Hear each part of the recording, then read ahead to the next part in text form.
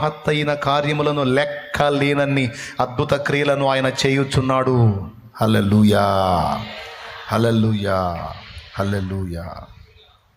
అది నా దేవుడు.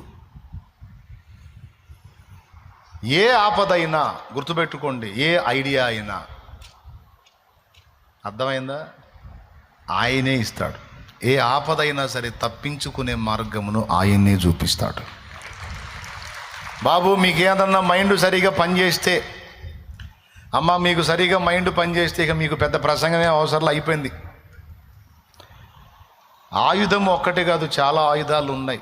వాక్యం అనే ఖడ్గం అన్నాడు, సత్యం అనే దట్టి అన్నాడు, నీతి అనే మైమరవు అన్నాడు, విశ్వాసం అను డాల్ అన్నాడు.